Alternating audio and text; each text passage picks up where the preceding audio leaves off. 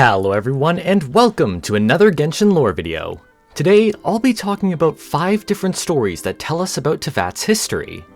This lore is given to us through the Second Gnostic Hymn series of weapons, which means the tales come from various different nations of Teyvat.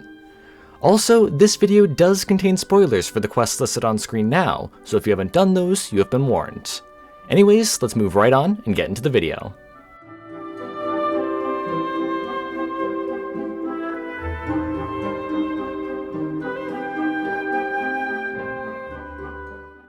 Our first story takes place in Mondstadt, soon after the fall of the aristocracy and the founding of the Knights of Favonius.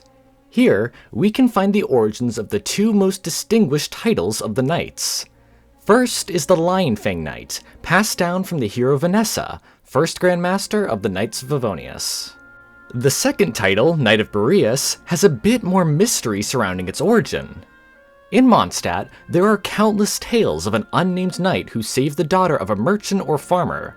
When the merchant or farmer asks how they can thank the knight, he says that when the daughter is married, raise a glass and toast from afar for him. The merchant or farmer then asks for the knight's name, but he says to toast his companion, Boreas, instead. At the same time, a wind begins to blow, and the merchant or farmer spots a pair of bestial eyes glowing in the distance, cold as ice. The eyes quickly disappeared, and so did the knight. Over many hundreds of years, many different versions of the story have been told. Still, throughout each and every one, the daughter is always saved, and the knight is always nameless.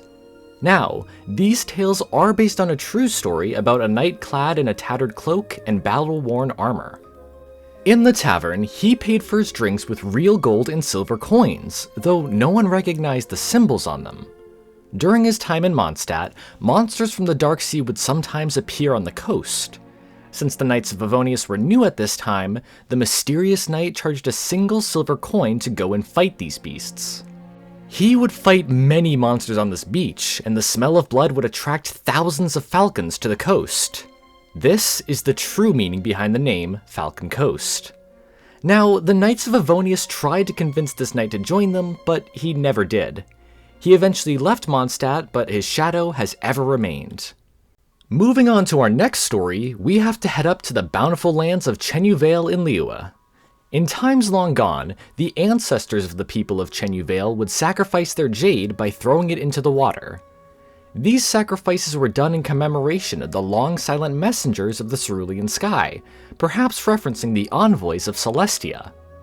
At some point, the ancient god who ruled over Chenyu Vale would perish in a foreign land. Rex Lapis would then assume control over the area, and Chenyu Vale would become a part of Liyue. As such, Liyue traditions and customs would be introduced to the area, though the act of offering sacrifices of jade would remain. These ancient customs would soon be accepted by new migrants from Liyue, leading to the cultures of the 2 people melting into one. Over the years, Chenyu Vale has adopted different social customs compared to the ones seen in Liyue Harbor, and the people of the Vale are said to be more gentle-natured. However, after such a long time, the ancient art of carving jade ornaments has been lost. In its place, tea is grown by the inhabitants of the region, and tea fields decorate the beautiful hills. While the jade ornaments are no longer sacrificed, the ceremony and culture still remains to this day. The people of the Vale will go to Yilong Wharf to commemorate their ancestors and the dead, even if no jade is sacrificed. Despite this, pieces of Yilong jade from the past can still be found around Chenyu Vale. While the stones no longer respond to the ancient heavens, they still shine with the light of this world. Our next story takes place in the deserts of Sumeru, focusing on the legacy of King Deshret. Long ago, King Deshret ruled the sands with Nabu Malikata and Greater Lord Rukkhadevata, though this would not last. It is said that the God King once contended against the bright sun, but fell from the sky like a meteorite. Despite his death though, his legacy remained through his priests, who were able to pass down this legacy. One of the pieces of this legacy was his art of archery. In modern times, only a few can still read the ancient texts of Deshret, and as a result, few have information about his art and the descendants of the priests. To the Eremites, they are known as ascetics, as they are completely focused on King Deshret's legacy. Some of these ascetics turned to Greater Lord Rukkhadevata and went to the rainforest, while others disappeared into the sands of the desert. No matter where they went though, they stayed silent and hidden. In their seclusion, they all deeply mourned King Deshret, who was lost to the waves of forbidden knowledge that he brought to Teyvat. In a way, they have kept King Deshret's legacy alive by preserving his art of archery. The images of Deshret himself using a bow may be long gone, but the art itself remains. However, some have tarnished this legacy and strayed from the path that the others walk. Some of these descendants trained lost children as falcons to prepare for the birth of a new king. Others became obsessed with authority and attempted to seize power in the desert, but they all eventually fell. Heading into unreleased regions now, our next story focuses on Natlan and the origins of the Mare Javari. Over 1,000 years ago, the legendary warrior hero Tenakth roamed the wilds of Natlan. Though he did not belong to any of the 6 tribes, he wielded an obsidian club that allowed him to mediate discussions between the arguing tribes. One day, he witnessed a turbid black tide come over the horizon, so he set off through the wilds of dragons to enlist a hero from each of the tribes. First, he went to the great runner Wanjiru and her raucous companion Kayeke. She still had deep scars visible on her dark skin, traces of her journeys in the past. When Tenakth invited her to fight the incoming force, her vigor was reignited, and she readied her tribe to fight for Natlan. Second, Tenakth went to the brave Menelik and his faithful companion Yagobo.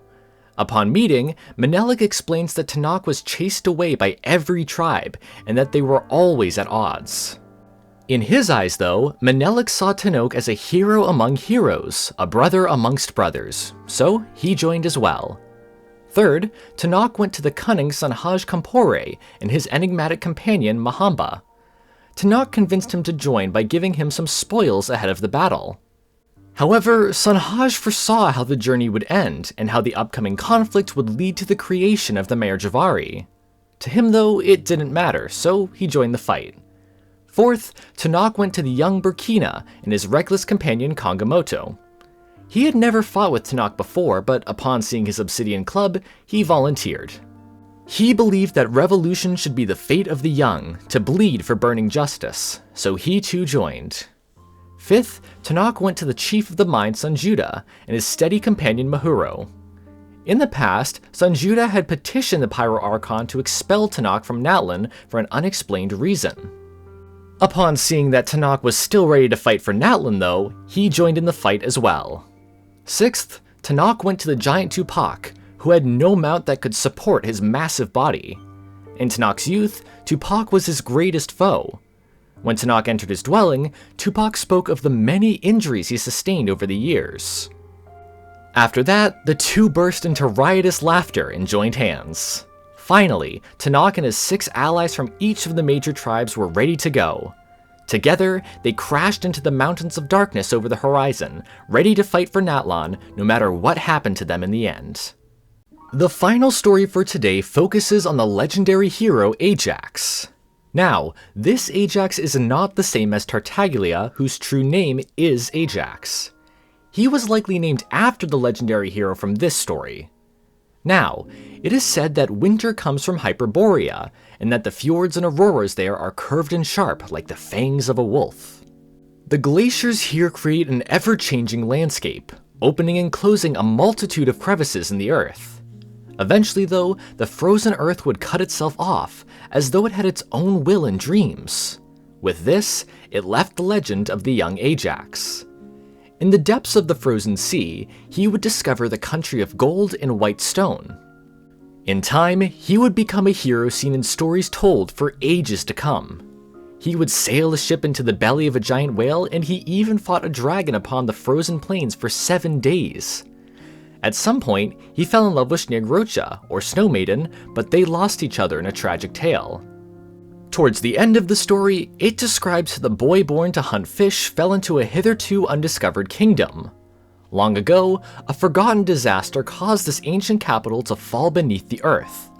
The solemn king of the nation still sat upon his throne, and silver-white trees still grew in the courtyard.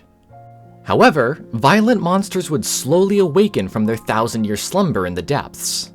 At this point, it's revealed that a father is telling this story to his son while fishing. He explains that the boy defeated the dragon deep within the kingdom, allowing him to claim the dragon's treasure of infinite gold. Despite this, the boy only took enough for his own needs and to cure his sick friends, showing that he had a good heart. Now, we don't know who this father and son were, but I'd like to think this is Tartaglia's father telling him the story behind his true name, Ajax. The tale itself could be mirroring Tartaglia's story, but that's for another video. Anyways, that's pretty much it for the lore of the Second Gnostic Hymn series. I really enjoy this set, as we get lore from all over Teyvat. If you want my thoughts on some of these topics, I recommend my videos on Guizhong and King Deshret. I also plan on making a Tartaglia theory video sometime soon, and the Natlan speculation mini-series will be coming soon as well. With that said, I would love to hear what other bits of lore you'd like me to cover in the comments below as well. Anyways, that's it for this video. Thank you so much for watching. Sources and further readings are also in the description if you want to check them out. I hope you all have an amazing day, and I'll see you all in the next video.